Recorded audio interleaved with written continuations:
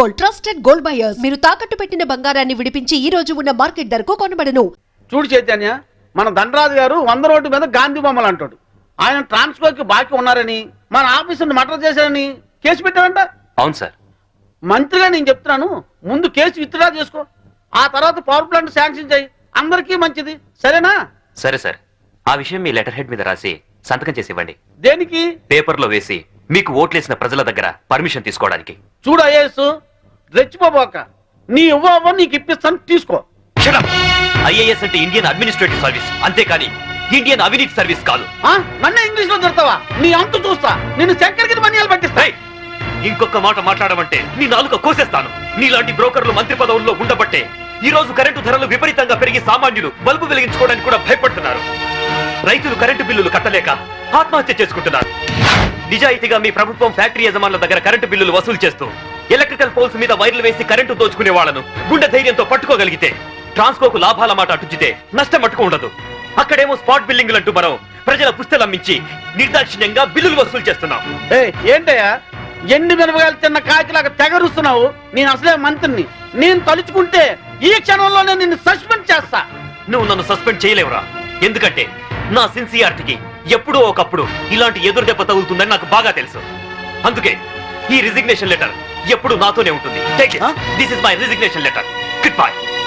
అమ్మో, వీడు రాజీనామా ఆమోదిస్తే నా అవినీతి భోగతం బయటకు వస్తుంది, వీడు ఇంకో ఐఏఎస్ రాజకీయ నాయకుడు అవుతాడు. ఈ రాజీనామా లెటర్ నేను చింపారిస్తే ఏ గొడవ ఉండదు. ఇప్పుడు రాజీనామా చేయాల్సిన అవసరం వచ్చింది. రాజీ పడి బతకలేక? రాజీ పడమని ఎవరన్నారు? రాజకీయంగా పలుకుబడి ఉన్నవాళ్ళు. ఏమిటండి ఇది? ఎవరో ఏదో అన్నారని ఉద్యోగం వదిలేసుకుంటారా? చాంతాడు తక్కువగా ఉందని బావని పూడ్చుకుంటారా? ఇది నీళ్లున్న బావి కాదు శాంభవి, ఎండమావి. ఈ సిస్టమ్ మొత్తం అవినీతితో పొల్యూట్ అయిపోయింది. అందరితో పాటు నేను పొల్యూట్ కాలేను. పొల్యూట్ అవుతుందని ఎందుకు అనుకుంటున్నారు? ఉద్యోగంలోనే పోరాడొచ్చు కదా. అంత ధైర్యం లేనప్పుడు ఐఏఎస్ ఎందుకు చదివారు? బుద్ధి లేక. అమ్మాయి చెప్పింది కరెక్ట్ నాన్న, ఇది మా భార్యాభర్తల విషయం. మధ్యలోకి రావద్దు అంటావు అంతేనా? రై, ఊరంతా కాదన్నా మీ ఇద్దరి పెళ్లి చేసింది నేను రా. మీరు భార్యాభర్తలు కావడానికి కారణం నేను కావచ్చు, కానీ ఇది మా పాలసీకి సంబంధించిన మ్యాటర్. మీకేం తెలియదు, మీరు వెళ్ళండి. ఏమండి, ఆవేశపడుకుని ఒక నిమిషం ఆలోచించండి ప్లీజ్. చూడు, నేను జాబ్ లేకుండా ఇంట్లో ఉండడం నీకు అవమానంగా అనిపిస్తే భర్త పోస్టు కూడా రిజైన్ చేస్తాను.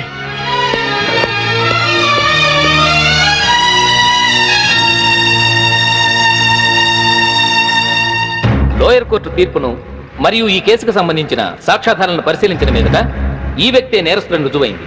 కానీ ఇతని మానసిక పరిస్థితి బాగోలేనందున ఈ వ్యక్తిని మానసిక చికిత్సాలయంలో ఉంచి శిక్షాకాలను పూర్తి చేయవలసిందిగా ఈ కోర్టు తీర్పు ఇవ్వడమైంది.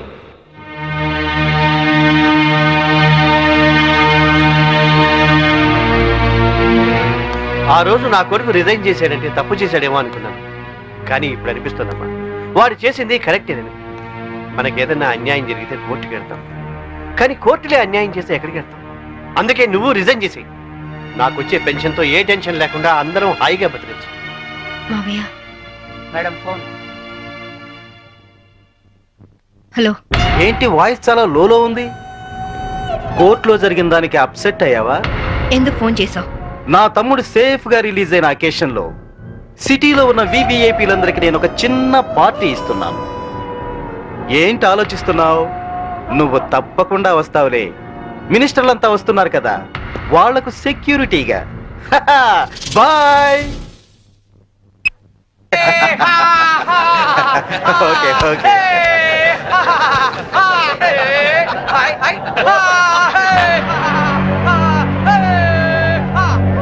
రామ్మా శాంభవి, నమస్తే. ఏంటి ఆలోచిస్తున్నావు? మెంటల్ హాస్పిటల్లో ఉండాల్సిన మా తమ్ముడు ఇక్కడ బర్త్డే సెలబ్రేషన్ చేసుకుంటున్నాడేంటాని కదా. దట్ ఈస్ ధన్రాజ్, ఈ సిటీకే రాజుని.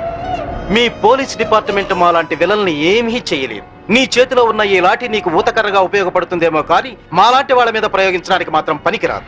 నీ బెల్ట్, నీ ప్యాంట్ టైట్ గా ఉంచడానికే తప్ప మా మీద నీ పవర్ చూపించడానికి మాత్రం కాదు. పోతే నీ షూస్ లెఫ్ట్ రైట్ కొట్టడానికే తప్ప మాలాంటి వాళ్ళని కొట్టడానికి మాత్రం అస్సలు పనికిరాదు.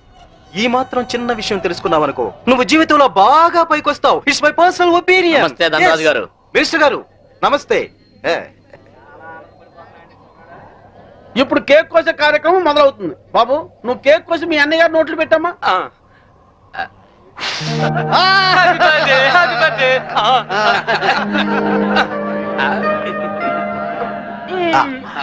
నాకు పెట్టు అంకుల్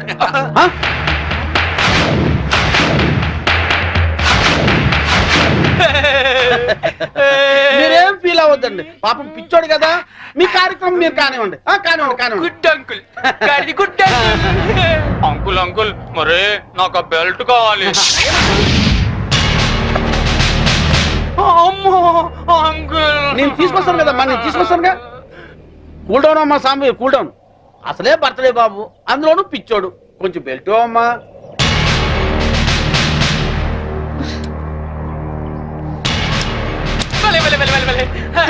Thanks అమ్మా. ఇదిగో తీసుకో బాబు. అంకుల్ అంకుల్ మరి నేను ఇప్పుడు ఒక ఆట ఆడుకుంటానే. అలాగే ఏమవుతామా? నేను ఎవరినైతే ముట్టుకుంటాను వాళ్ళు షర్ట్ తిప్పి డాన్స్ చేయాలి. సత్తేనా ప్యాంట్ కూడానా? షర్ట్ ఒకటి చాలు, వీళ్ళందరూ చెప్పు. అలాగే ఇగో చిన్నోడు ఏదో ముచ్చలు పడుతున్నాడు, కొంచెం కోఆపరేట్ చేయండి.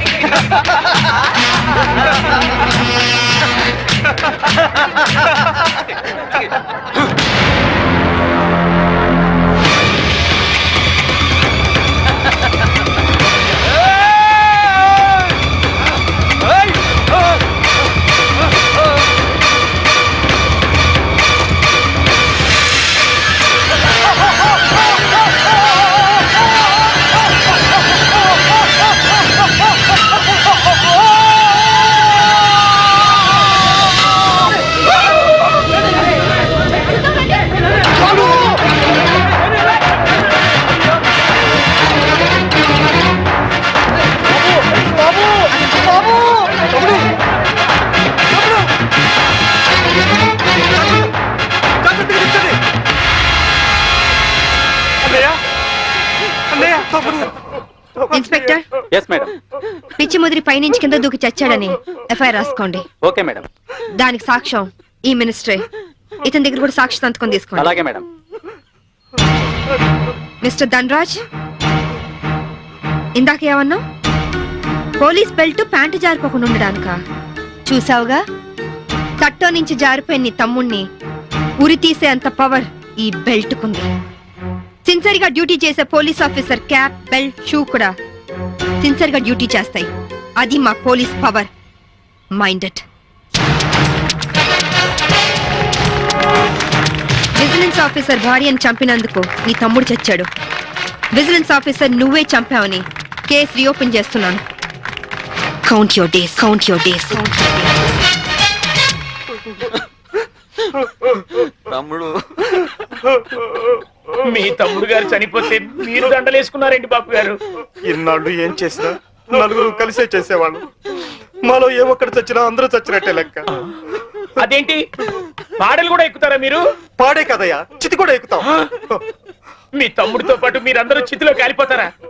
అవును, అప్పటికి కానీ దేశం బాగుపడదు. అయ్యగారు, నేను అన్నది మీరందరూ కాలిపోతే మీ తమ్ముడి గారిని చంపిన ఆ శాంభవిని కాల్చేదెవరు? మీ తమ్ముడి గారి ఆత్మకు శాంతి కలిగించేదెవరండి? నిజమే, ఆ శాంభవి అంతు చూడాలి. అది మొగుడికి కొడుక్కి దూరమై కుమిలి కుమిలి ఏడవాలి, కుళ్ళి కుళ్ళి చావాలి. తీయండ్రా దండలు. ఎరా సింహాజీ, అయ్యా. నీకిద్దరు కొడుకులు అన్నావు కదా? అవునండి. వాళ్ళు ఏమైనా పైకి వచ్చారా? నిన్నే చిన్నోడు కొట్టాని పైకి వచ్చాడండి. ఏంటి? హాయ్ అక్క, wish you a very happy married life. Thank you. Happy married life బావ గారు. కూర్చోగిరి. మరి నాకు చెప్పవే? నీ పెళ్ళైనప్పుడు చెప్తాను. నా పెళ్ళి ఎప్పుడు అవుతుంది? నువ్వు పెద్దయినప్పుడు. మమ్మీ, నేను పెద్దయ్యాక ఇలాంటి బోట్ కొనిస్తావా? అసలు పెద్ద అవ్వకూడదురా. ఏ? కీర్తి, వీడు పెద్ద అయ్యాక ఎవరో ఒక అమ్మాయిని తీసుకుని బోట్ షికార్కి వెళ్ళిపోతాడు. నేనేమంటారు దాన్ని అయిపోతాను. అప్పుడు నాతో ఎవరు షికార్ చేస్తారు? డాడీ. మీ డాడీయా? ఆయన బోట్ ఎక్కరు. ఏ? ఆయనకి నీళ్ళంటే భయం. అవునా డాడీ? కాదు, మీ అమ్మంటే. కాదు అదే. శాంభవి, వస్తున్నా. ఈరోజు మనం షికార్కి వెళ్తున్నాం. కార్లోనా? కాదు, బోట్లో. బోట్లోనా? మీకు పడవ ప్రాణం పడదు కదా. అలవాటు చేసుకుంటాను నీకోసం. సాయంత్రం బాబు నేను రెడీగా ఉంటాం, సరేనా? అక్క, మళ్ళీ మీ ఇద్దరి మధ్య బాబెందుకు? నేను చూసుకుంటాను కదా, మీరు వెళ్ళండి. నువ్వు చూసుకుంటావా? ఒక్క రోజైనా బాబుతో సరదాగా గడిపే ఛాన్స్ నాకు ఇవ్వక్క ప్లీజ్. కాదనుకు, మళ్ళీ బావగారి మూడ్స్ మారిపోతాయి. అది కరెక్టే.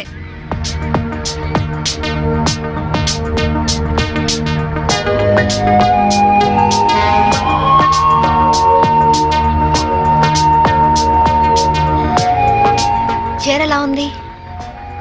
నువ్వు ఏది కట్టుకున్నా అందంగానే ఉంటావు శాంభవి. అందుకేగా మిమ్మల్ని కట్టుకున్నాను.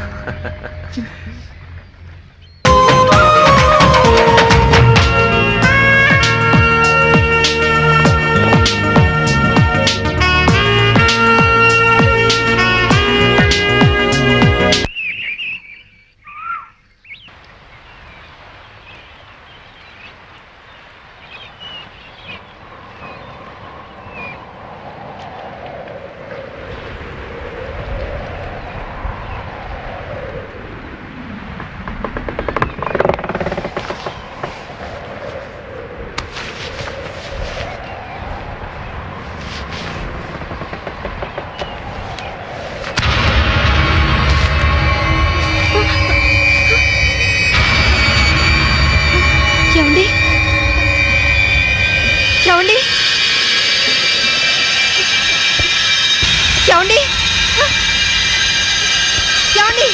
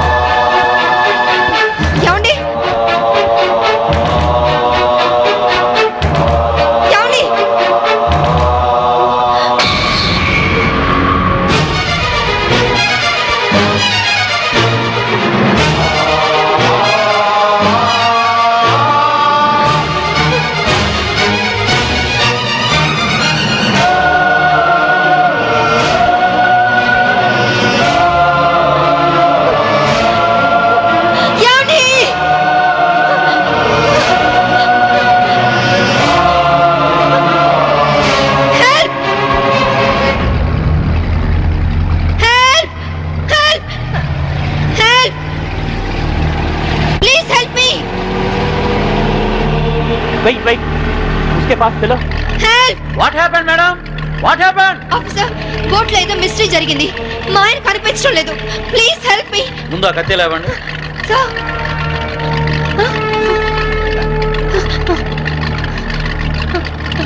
ఈ బ్లడ్ కత్తి ఎలా వచ్చిందో నాకు తెలియదు సార్. రాత్రి మా ఆయన పక్కనే ఉన్నారు. Something is wrong. Okay, we will investigate.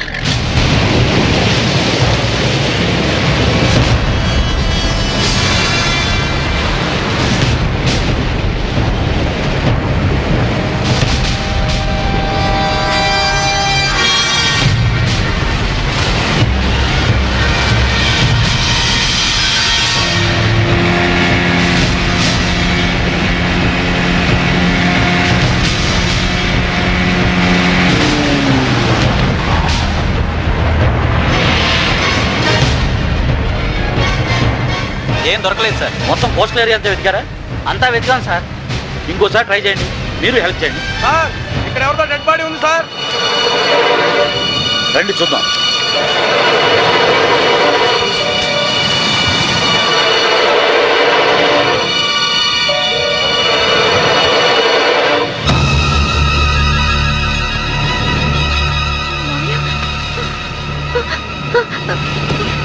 మావయ్య, ఇన్స్పెక్టర్, ఈయన మా మావయ్య. ఇంట్లో ఉన్నాయని ఇక్కడికి ఎలా వచ్చారు? ఆ సంగతి మీరే చెప్పాలి మేడం. నాకేం తెలీదు. ఎందుకు ఇలా జరుగుతుందో నాకు అర్థం కావట్లేదు. Please control your self. Madam వాళ్ళ ఇంటికి తీసుకెళ్ళండి. Okay sir. మేడం, కేసును అన్ని కోణాల నుంచి ఇన్వెస్టిగేట్ చేస్తాం. నేరస్తులను తప్పకుండా పట్టుకుంటాం. మీరు ఇంటికి వెళ్ళండి మేడం. మేడం. తీసుకువెళ్ళండి. Okay sir. Please madam.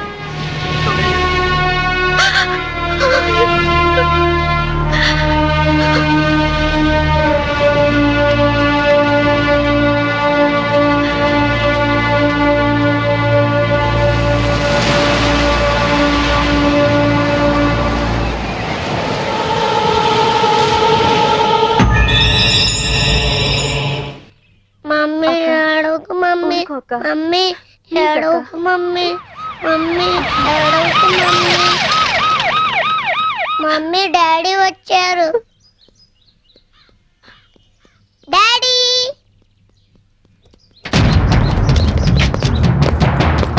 మీరంతా ఇక్కడే ఉండండి.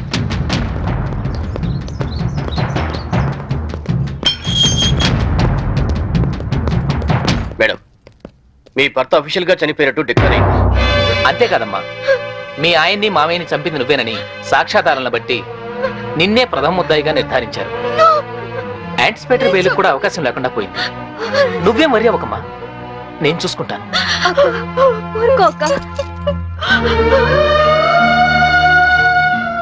ఇన్స్పెక్టర్, నా కొడుకు ముందొద్దు, వాడు తట్టుకోలేడు.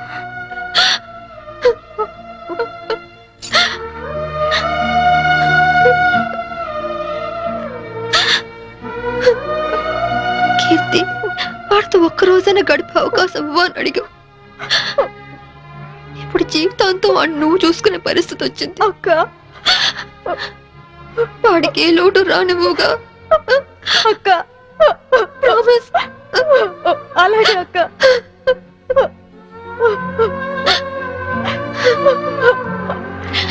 అక్క,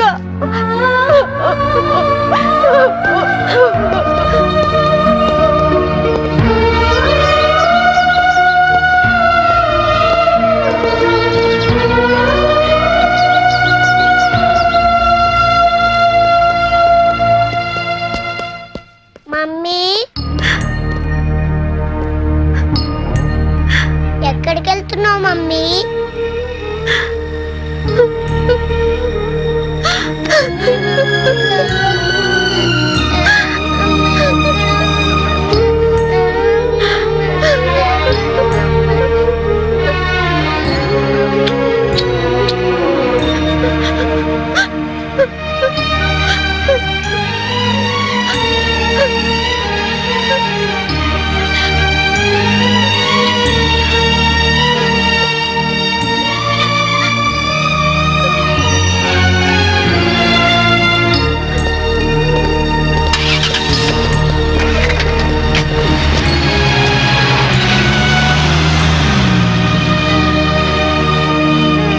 మిస్సెస్ శాంభవి, మీ భర్త ఆయన పేరు మీద 50 లక్షలకు ఇన్సూరెన్స్ చేశాడు.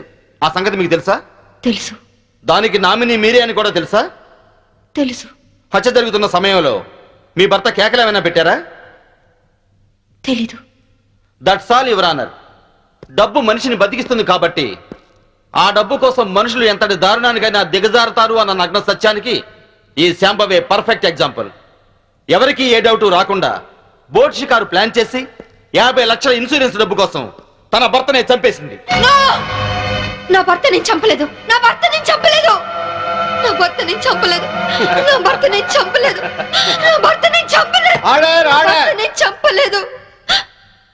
ఒక్క భర్తనే కాదు యువర్ ఆనర్, ఇన్సూరెన్స్ డబ్బులో వాటాకొస్తారని తన మామగారిని కూడా అతి కిరాతకంగా మర్డర్ చేసిన హంతకురాలు ఈ Shambhavi. I object your honour. భర్తను హత్య చేసింది ఆవిడే అని రుజువు కాకుండానే మామగారిని కూడా ఆవిడే హత్య చేసిందని చెప్పడం పీపీ గారికి న్యాయం కాదని తెలుసుకోవడం మంచిది. Objection over ruled. Thank you sir. నా విచారణలో మొదటి సాక్షి ఆ ఇంటి పనివాడు సింహాద్రి. ఇంట్లో మీ అయ్యగారు అమ్మగారు ఎప్పుడైనా గొడవ పడుతుండేవారా? కాపురం అన్నాక అవన్నీ మామూలే కదయ్యా. అంటే ఎప్పుడు గొడవ పడుతుండేవారా? ఎప్పుడు కాదయ్యా, అప్పుడప్పుడు. ఓకే, మీరు వెళ్ళొచ్చు. చెప్తాం. నా విచారణలో రెండో సాక్షి ఫోరెన్సిక్ డాక్టర్. డాక్టర్ గారు, బోట్లో ఉన్న రక్తాన్ని ఆవిడ బట్టలకున్న రక్తాన్ని పరీక్షించారా? పరీక్షించాం. ఆ రెండింటి గ్రూపు ఒకటే, ఓ నెగిటివ్. అంటే హత్య గురి కాబట్ట Chaitanya blood group O negative, please note this point your honour. నా విచారణలో ఆఖరి సాక్షి నేవల్ కోస్ట్ గార్డ్. సార్, హత్య జరిగిన స్థలానికి మొదటగా వెళ్ళింది మీరే కదా? అవును. అప్పుడు ఆవిడ చేతిలో కత్తి ఉందా? ఉంది. ఆవిడ ఒంటి మీద ఉన్న బట్టలకు బ్లడ్ ఉందా? ఒంటి మీద ఉన్న బట్టలకే కాదు, బోట్ నిండా బ్లడ్ పడి ఉంది.